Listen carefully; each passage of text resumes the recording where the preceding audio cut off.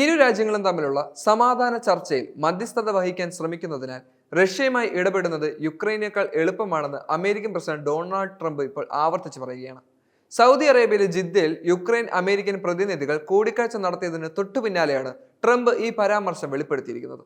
Trump പൂർണ്ണ വെടിനിർത്തൽ എന്ന് പ്രഖ്യാപിച്ചതോടെ സെലൻസ്കി അതിന് സമ്മതിച്ചു എന്നും വീഡിയോയിൽ വ്യക്തമായി നമുക്ക് മനസ്സിലാക്കാൻ സാധിക്കും. റഷ്യയുടെ ഇടപഴകാൻ യുക്രൈനേക്കാൾ എളുപ്പമാണെന്ന് ട്രംപ് പറയുന്നു. സംഘർഷം അവസാനിപ്പിക്കുന്നതിനുള്ള അന്തിമ കരാറിലേക്കുള്ള ഒരു പ്രധാന ചുവടുവയ്പായിരിക്കും ഈ വെടിനിർത്തലെന്നും ട്രംപ് നേരത്തെ മാധ്യമപ്രവർത്തകരോട് പറഞ്ഞിരുന്നു. ഇതിന് തയ്യാറായില്ലെങ്കിൽ ധാരാളം ആളുകൾ കൊല്ലപ്പെടുമെന്ന് താൻ മുന്നറിയിപ്പ് നൽകിയതായും ട്രംപ് ചൂണ്ടിക്കാണിച്ചിട്ടുണ്ട്.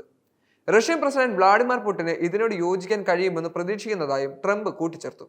എന്നാൽ ട്രംപിന്റെ പ്രസ്താവനകൾ സംബന്ധിച്ച് ക്രെംലിൻ ഇതുവരെ ഔദ്യോഗിക പ്രതികരണം നടത്തിയിട്ടില്ല. എന്നാൽ വരും ദിവസങ്ങളിൽ റഷ്യയും അമേരിക്കയും തമ്മിലുള്ള ബന്ധം തള്ളിക്കളയാനാവില്ലെന്ന് റഷ്യൻ വിദേശകാര്യ മന്ത്രാലയ വക്താവ് മരിയ സഖോരോവ പറഞ്ഞു. അമേരിക്കൻ റഷ്യൻ പ്രസിഡന്റുമാർ തമ്മിൽ വെള്ളിയാഴ്ച ഒരു ഫോൺ കോൾ നടക്കാമെന്നും ക്രെംലിൻ പൂൾ റിപ്പോർട്ട് ചെയ്തതായി ദിമിത്രി സ്മിർനോവ് അഭിപ്രായപ്പെട്ടു. അതേസമയം യുക്രൈൻ സൈന്യത്തെ പുനഃസംഘടിപ്പിക്കാനും പുനഃസജ്ജമാക്കാനും മാത്രമേ അനുവദിക്കൂ എന്ന് വാദിച്ചുകൊണ്ട് റഷ്യ മുമ്പ് താൽക്കാലിക വെടിനിർത്തൽ നിരസിക്കുകയും ചെയ്തു.